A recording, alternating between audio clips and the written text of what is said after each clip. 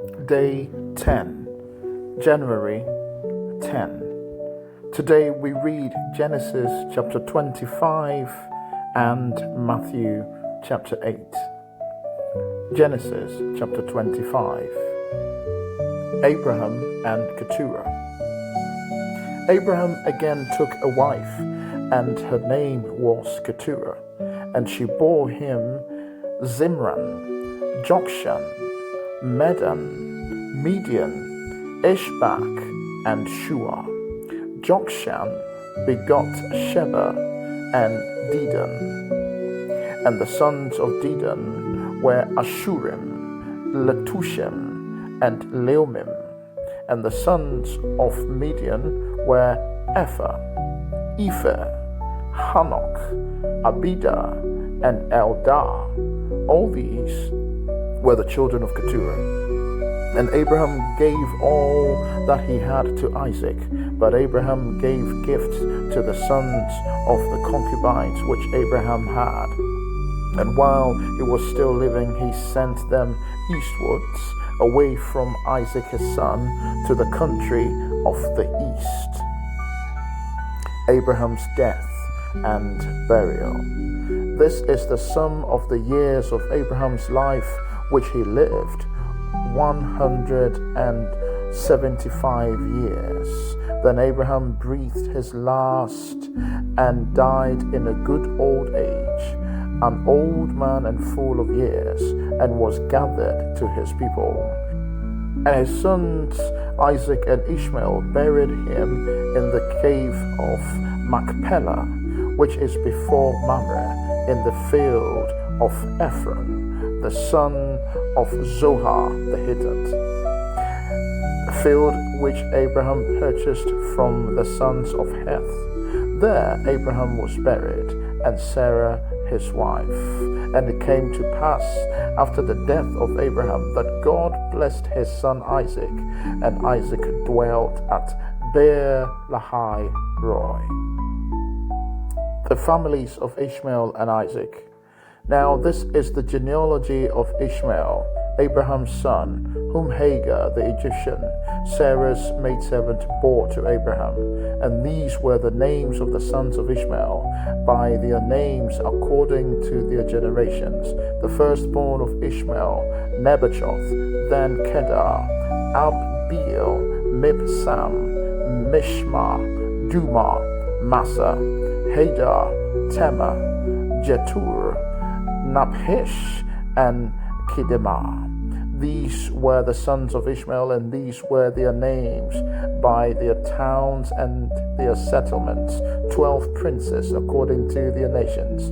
These were the years of the life of Ishmael, 137 years, and he breathed his last and died, and was gathered to his people. They dwelt from Havilah as far as Shur, which is east of Egypt, as you go towards Assyria. He died in the presence of all his brethren. This is the genealogy of Isaac, Abraham's son. Abraham begot Isaac.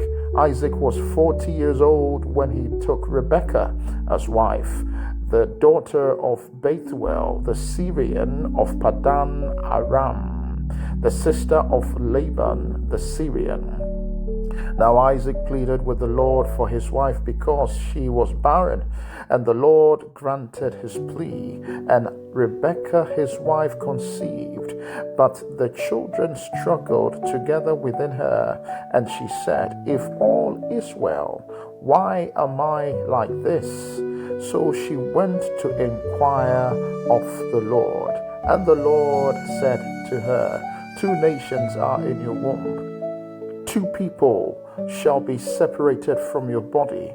1 people shall be stronger than the other, and the older shall serve the younger."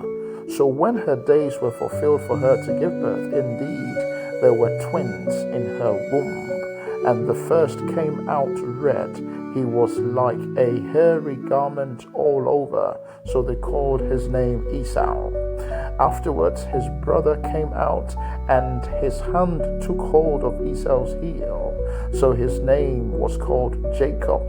Isaac was 60 years old when she bore them. So the boys grew, and Esau was a skillful hunter, a man of the field. But Jacob was a mild man, dwelling in tents. And Isaac loved Esau because he ate of his game, but Rebekah loved Jacob. Esau sells his birthright. Now Jacob cooked a stew, and Esau came in from the field, and he was weary. And Esau said to Jacob, "Please feed me with that same red stew, for I am weary." Therefore his name was called Edom. But Jacob said, "Sell me your birthright as of this day." And Esau said, "Look, I am about to die, so what is this birthright to me?" Then Jacob said, "Swear to me as of this day." So he swore to him and sold his birthright to Jacob. And Jacob gave Esau bread and stew of lentils. Then he ate and drank, arose and went his way. Thus Esau despised his birthright. Matthew chapter 8. Jesus cleanses a leper.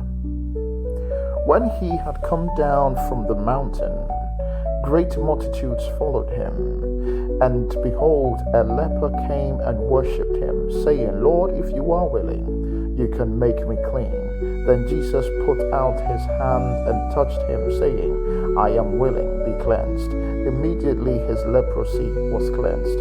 And Jesus said to him, "See that you tell no one, but go your way, show yourself to the priest, and offer the gift that Moses commanded as a testimony to them." Jesus heals a centurion's servant.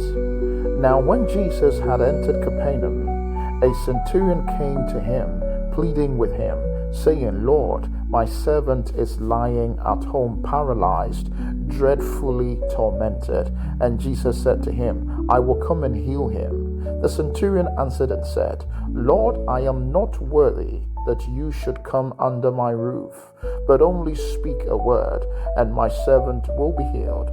For I also am a man under authority, having soldiers under me.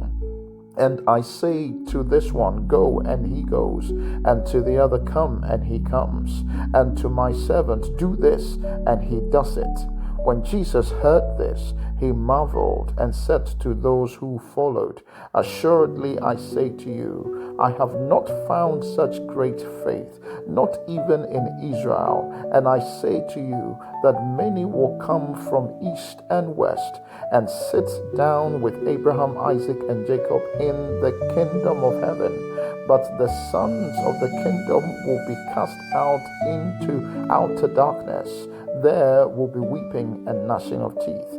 Then Jesus said to the centurion, "Go your way, and as you have believed, so let it be done for you." And his servant was healed that same hour. Peter's mother-in-law healed. Now when Jesus had come into Peter's house, he saw his wife's mother lying sick with a fever. So he touched her hand, and the fever left her, and she arose and served him. Many healed in the evening. When evening had come, they brought to him many who were demon-possessed, and he cast out the spirit with a word, and healed all who were sick, that it might be fulfilled which was spoken by Isaiah the prophet, saying, "He himself took our infirmities and bore our sickness." The cost of discipleship. And when Jesus saw great multitudes about him, he gave a command to depart to the other side. Then a certain scribe came and said to him, "Teacher, I will follow you wherever you go." And Jesus said to him, "Foxes have holes and birds of the air have nests, but the Son of Man has nowhere to lay his head." Then another of his disciples said to him, Lord, let me first go and bury my father. But Jesus said to him, follow me, and let the dead bury their own dead. Wind and wave obeyed Jesus. Now when he got into a boat, his disciples followed him.